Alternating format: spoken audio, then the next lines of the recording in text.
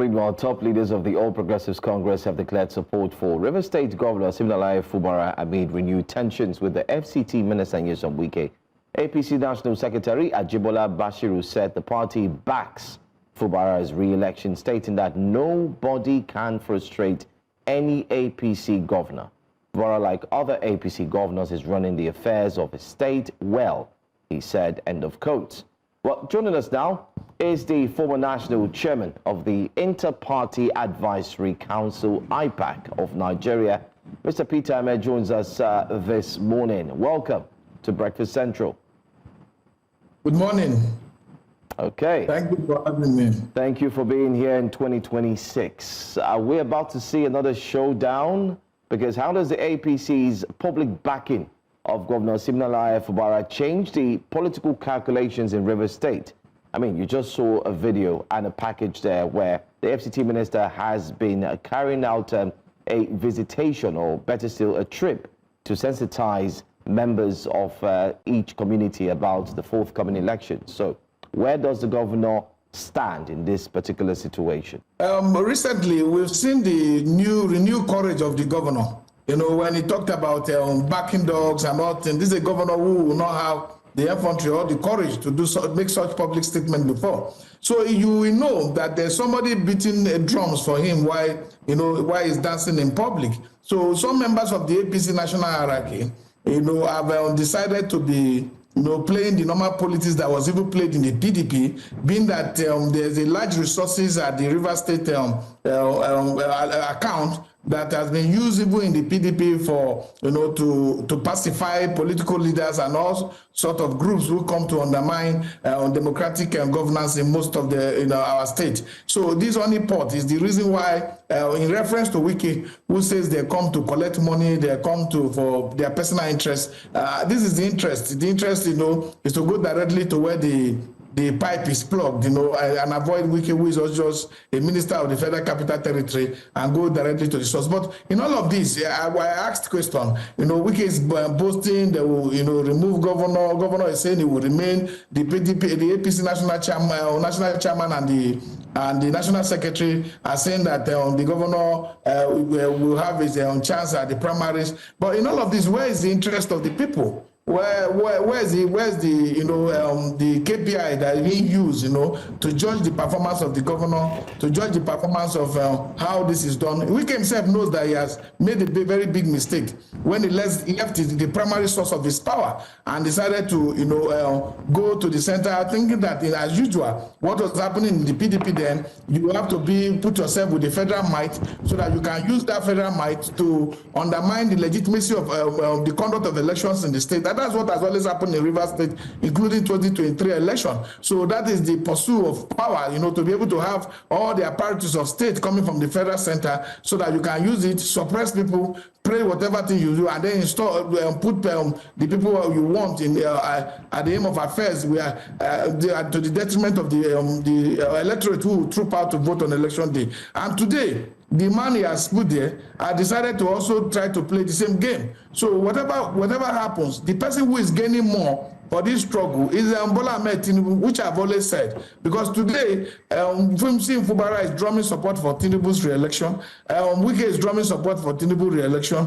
I don't think that Tinubu will want a situation where he will throw Sim away and then Sim will join forces with the opposition. And I don't think he will also want a situation where he will also throw Wike away. So he will continue to manage the two of them and be playing non-aligned politics in the sense that, let the best person win at primaries, and at the end of the day, one person will lose out. And I fear the person that will lose out will be Wike, the Minister of FCT. Because today, you might talk about a lot of things about structure control. You know how the power of incumbency in our electoral process have come to bear, very strong appearance on when it comes to conduct of elections.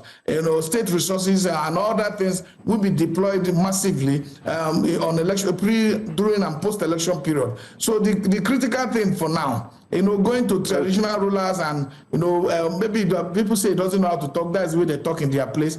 But the reverend traditional rulers like, the Seki board I is speaking to, it should be some kind of, some level of decorum, some level of respect, and plea, to be able to say, your children are having misunderstanding. We want you to always wage into it and look at the interest of the collective good of the people. They are not talking about the collective interest. It's about structure. It's about power. It's about personal interest above the interest of the River State. If you look at the revenue generated since 1999 for River State should have been a center of excellence and one of the high generating GDP ground for this country. But it has failed because of too much politics and too much power play.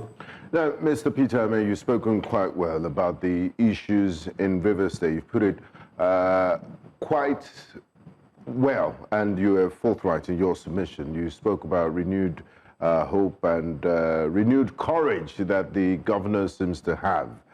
My question to you is this. The FCT minister is one of 36 ministers in the Federal Republic of Nigeria. The Minister of Works is also a former governor in the person of Mr. Dave Umahi. Why is the FCT minister so interested in the office he left behind and the politics in River State? Why is he not 100% focused on FCT affairs? You also mentioned KPIs. In these KPIs, does it not affect his work quality as federal minister? And I mean, is he so good in multitasking, and is it that dexterous that he can juggle both things at the same time? Because if the other ministers were doing this, then we wouldn't have any semblance of governance. Before now, the center was enjoying what he was doing, but today what they wanted and what they looked up to was to get the governor into the party, and they've gotten him to the party. So for now, you look at like a distraction to a lot of people. For me, what the mistake people make, people think that infrastructure in the FCT is basically tied to just few roads and all this network. Today, you move around this FCT, it's an eyesore when you look at the level of tanks, overhead tanks that is spreading across the Federal Capital Territory, a center that should have been competing with cities like Johannesburg, who have no pipe-borne water scheme system, and there are no intention to work towards such infrastructure. So I think whatever he's doing and the divided attention that is putting into the administration of the Federal Capital Territory will definitely have a long-term effect on the governance system and structure of the FCT, because it's not just people governing and play politics in River State, it's also playing politics in the FCT. So this combination of actions that is putting together is actually eroding the general services that are could have helped the FCT to compete with the capitals, cities like Rwanda and Kigali and all the rest of them. So we have a very dirty look. Go to Okrika, go to other places, you find out the refuse and the dump there have not been cleared for a long time. It's an eyesore. So these are just the distraction and part of the outcome of his multiplicity of party politics. So, but generally, people don't learn from history. If you look at what has happened with those who have left their forcefully imposed governors on their state, it has not really ended well. Even for Tinubu during Fashola period, it almost crashed, except that the elders were able to intervene. If you look at the Rivers, Abia State between Oji Zokalo and Theodoji, and a lot of other examples, especially when the example like that of Wike, when the overbearing interference that it brings to the state becomes so unbearable that the governor will also want to assert his immunity and executive authority. If you have some level of less interference, less communication, and allow the governor to participate and do his work as a chief executive, it would have been fairer. Look at River State, like Reverend Father Elia and the SGF. There have not been peace. It's no longer at ease. So the challenge is that they have failed to understand during their own time. They had all the necessary power, they had all the necessary freedom to administer the state with, and they actually resisted anybody from interfering in the affairs of the state while they were at the ends of affair. And today they want to reverse, and then what they could not take, what they could not accommodate, they want those who have been put in office to accommodate. None of them today, including Nyesom Wike, will say that people did not do whatever they had to do to put him in office as against the interest of Rotimi Amechi at that time, where President Jonathan and his husband, the former president, participated actively to make sure that he was elected the governor of Rivers State. So the challenge of our country is that there's too much politics. The people, and it's only, I think it's the only means of livelihood for many politicians, especially in states like Rivers State that have huge revenue capacity. People just come, everybody has their own supporters, put on their little tap, connect to it, and then get whatever they got, and they continue with spineless boot licking and praise singing choir arrangement. So, and this undermines the fabric of our democratic projection. It undermines the rights of the people to determine who will govern them. Because if we have transparent electoral processes, if we have elections where the true wishes of the people, govern the affairs of the elections on election day, where INEC will follow the rules and there will not be glitches, where Beavers and IREF will work along with the already regulated processes that have been established by the election management body, where these people will come into be one man, one vote. You will discover there will be less arrogance, there will be less flagrant display of unnecessary authority that does not, stand with the interest of the people. People should be able to come out and say, while I was governor, this I did, and I'm sponsoring this person, I'm supporting this person because he has the same philosophy, the same ideas, and the same understanding of governance like I have. Or the governor should be able to come to the people, not to say and use Wike's name to campaign and say Wike was that. No, he should be able to come that out of the billions of revenue that have been accrued to the federation, to the state account from federation account, these are the things I have done. This is, look, we should be able to have transparent management of public resources. Okay. Our problem is this. I hear you when you say we should be able to have a transparency when it comes to the area of our public resources. You also spoke about the performance of Governor Siminalayi Fubara. You mentioned earlier that in this whole dynamic, if anybody will be losing out, if I heard you correctly, you mentioned that the person that will be losing out is Nyesom Wike. Is that correct? Yeah, that's very correct. All right. Probably. Now, the people seem to have, we've heard a number of people who have thrown their support to Governor Siminalayi Fubara, who has also thrown his support to President Bola Ahmed Tinubu. So everybody now seems to be politically playing in the same party. Nyesom Wike, on the other hand, has said, and I quote, that someone who cannot relate to the local government, chairmen, state assembly members, and national assembly members, what kind of leadership do you want to provide? And we're not unaware of some of the challenges that Governor Siminalayi Fubara has had within his government, especially with the members of his cabinet, the representatives rather, the representatives who left, came back, the State House of Assembly, who left, came back, left again. It seems like he's not been able to get along with that. How do you hope or perceive that he'll be able to navigate the difficulty in that area? Because, he's the governor of the people, but he doesn't work in isolation. He needs the different organs of government to function. Yes, you have the check and balance created by our democratic structure, where the State House of Assembly were supposed to be responsible for making laws and an oversight function for the good governance and approval of the executive. But the executive is the one that executes some of this authority. The reason why they have this current crisis is because they say they wanted to bring supplementary budget. That's what I've read. And Fubara is saying that the budget approved by the National Assembly is still in force and could still cover the budget year. And they are saying, no, they want supplementary budget. And he said, no. And imagine that they were also angry that what is sent to them was just 100,000 naira, as usually, just like Akpabio said, for prayers. So these are all part of the combination of the crisis that we were having. It's all about the money of the people of Rivers State. There's nobody that is driving any interest there that is, I can say that the interest is for the collective good of our people that reside in Rivers State. What we are saying is that Nyesom Wike should know that even if not for the suspension of the governor and the State House of Assembly by President Buhari and President Tinubu, sorry to say, there's no way the governor would have been impeached, because you still need the state judge to be able to set up committee to review the process and then give recommendation whether is what has been brought before him was an impeachable offense. So he had a problem to cross there, an order to cross. So they went for a shorter route, which they used the president to achieve, and he was able to get more power during that period. And also the court nullified the local government election conducted by Fubara, and he was also able to get all his local government people to get in power. But local government chairmen and secretaries and their deputies are not the structures of political parties anymore. I can tell you this from experience about, when we started party management about 20 years ago, we used to say, oh, you can't win, you are a small party.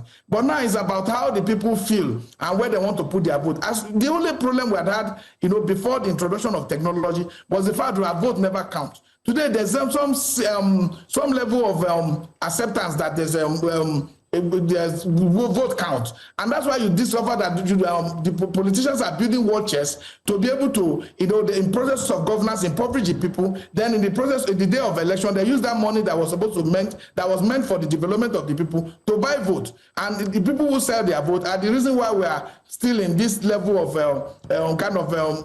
barbaric democracy, because people can't just come and then decide to not to perform. But as it is, why I say that Nyesom Wike will lose is because, for me, I think President Bola Ahmed Tinubu has already settled him. He's the minister of FCT, one of the very lucrative ministry.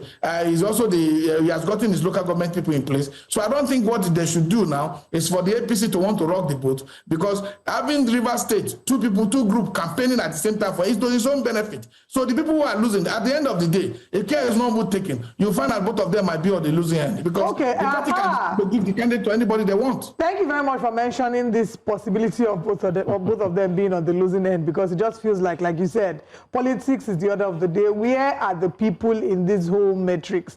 Now, would you say that the party support for Fubara is based on his performance in office, or is this barely a move, a strategic move to weaken Wike's influence in Rivers politics? What if somebody fresh that is not Wike, a third force like Tony Cole comes on? Do you think that Rivers people would lean their support more in that direction?